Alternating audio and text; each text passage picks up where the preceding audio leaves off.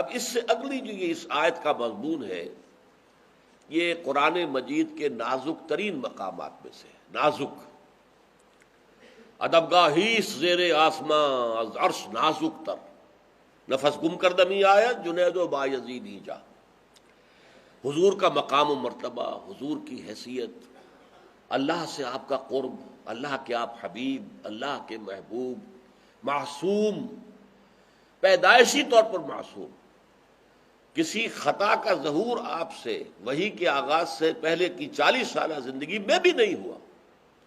معصوم کہتے ہیں جو محفوظ ہو، حفاظت کی گئی ہو۔ حضور فرماتے ہیں 2 مرتبہ ایسا ہوا کہ عرب کے قریب، مکے کے قریب جو کچھ میلے ٹھیلے ہوتے تھے اور ان میں فوش گوئی بھی ہوتی تھی، سب کچھ ہوتا تھا جو میلوں میں ہوتا ہے، تو وہاں پر میں جاؤں، میں بھی سیر کروں۔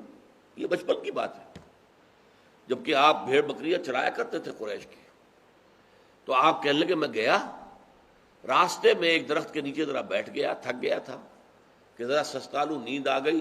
صبح آنکھ کھولی، دھوپ چڑھ گئی، جب معلوم ہوا کہ میں میلے میں نہیں جا سکا۔ پھر ایک دفعہ ایسا ہی ہوا تو گویا کہ فطرت حفاظت کر رہی تھی کہ محمد کسی ایسی جگہ پر بھی نہ جائے۔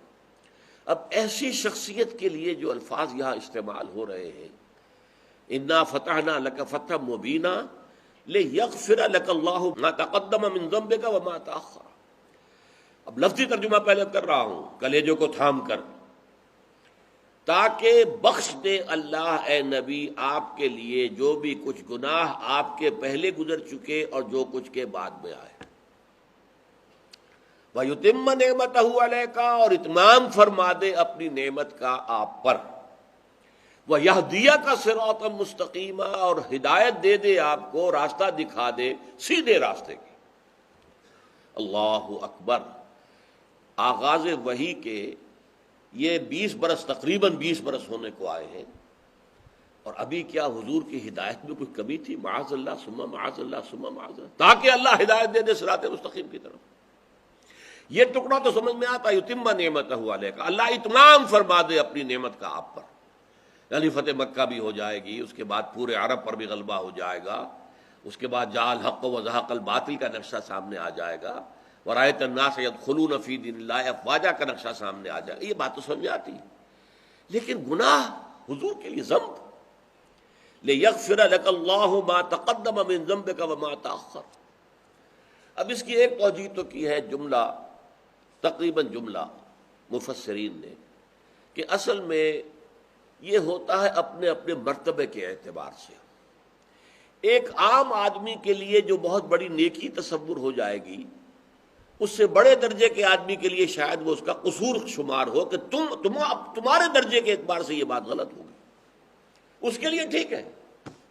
For a commoner it is okay, it is permissible, it is tolerable, but not from you. یہ معاملہ جو ہے، جیسے کہ سورہ احزاب ہی میں حضور کی ازواج مطہرات سے خطاب کر کے فرمایا گیا، لستن کاحد من النساء، اے نبی کی بیویوں تمام عورتوں کی مانند نہیں ہو، تم اگر کوئی غلط کام کرو گی تو دوہری سزا ملے گی۔ یہ ہوتا ہے فرق مراتب کا معاملہ۔ عام مسلمان عورت اگر وہی خطا کرے تو اسے اکیلا سزا ملے گی، اور تم نبی کی بیوی ہو، تم سے اگر اسی خطا کا صدور ہوا تو دوہری سزا ملے گی۔ تو اس اعتبار سے، بلکہ ایک کہاوت بھی عربی زبان میں ہے، حسنات الابرار سیئات المقربین۔ ایک ابرار ہوتے ہیں بہت نیک بندے اللہ کے، ایک مقربین ہوتے ہیں، مقربین بارگاہ، جنہیں اللہ نے اپنا بہت ہی قرب عطا کر دیا۔ ان کے مقام سے ہو سکتا ہے کوئی شے خطا شمار ہو، جبکہ ابرار کے لیے وہی شے بہت بڑی نیکی شمار ہو۔ اٹس آل ریلیٹو، ہر چیز جو ہے اس کے اندر یہ اعتباری ایک کیفیت ہوتی ہے، اور نسبت کے اعتبار سے تو لفظ جو استعمال کیا گیا، یہ ضم کا لفظ جو ہے، جیسے کہ حضور فرماتے ہیں انی لاستغفر اللہ 70 مرۃ فی کل یوم، میں روزانہ 70 مرتبہ اللہ سے استغفار کرتا ہوں۔ تو اللہ حضور سے کون سی خطا سرزد ہو جاتی تھی، کون سا گناہ ہو جاتا تھا؟ اب یوں سمجھیے کہ ایک کیفیت ہے اللہ سے لو لگنے کی کیفیت، ہمیں ایک لحظے کے لیے حاصل ہو جائے تو بہت بڑی کامیابی ہے۔ بہت عمدہ قول ہے ابن سینا کا کہ اگر تو چاہتا ہے کہ تجھے اللہ تعالی کی تجلی سے کچھ حصہ ملے، فجاہد فی خلواتک، تو اپنی تنہائیوں میں مجاہدے کرو، ذکر کرو، مراقبے کرو. فلعل شعشعۃ تلمع لک، ہو سکتا ہے کبھی کوئی کرن تمہارے لیے روشن ہو جائے. تو ہمارے لیے کوئی ایک کرن بھی اللہ تعالیٰ کی تجلیات کی اگر ہمیں مل جائے تو ہمارے لیے بہت اونچا مقام ہے. اور جس کا ہمہ تنگ، جس کا جو ہے دل لگا ہوا اللہ کے ساتھ، اس میں کوئی تھوڑی سی بھی غفلت ہو جائے تو وہ ان کے اعتبار سے گناہ ہو جائے گا. تو یہ زمین و آسمان کا فرق ہے ایک ہی لفظ کے اطلاق میں. یہ تو ہے عام اس کا جو مفسرین نے اس کی تشریح کی ہے، اور واقعتاً یہ صحیح ہے. میری تعبیر ذرا مختلف ہے. یہاں پر حضور سے خطاب کر کے اصل میں آپ کی دعوت اور تحریک مراد ہے. اس دعوت و تحریک کے ضمن میں اگر کہیں مسلمانوں سے کوئی خطائیں ہو گئی ہیں، کوئی کوتاہیاں ہو گئی ہیں اجتماعی طور پر، تو اللہ تعالیٰ ان سب کو کنڈون کر دے گا اس فتح مبین کے ذریعے سے.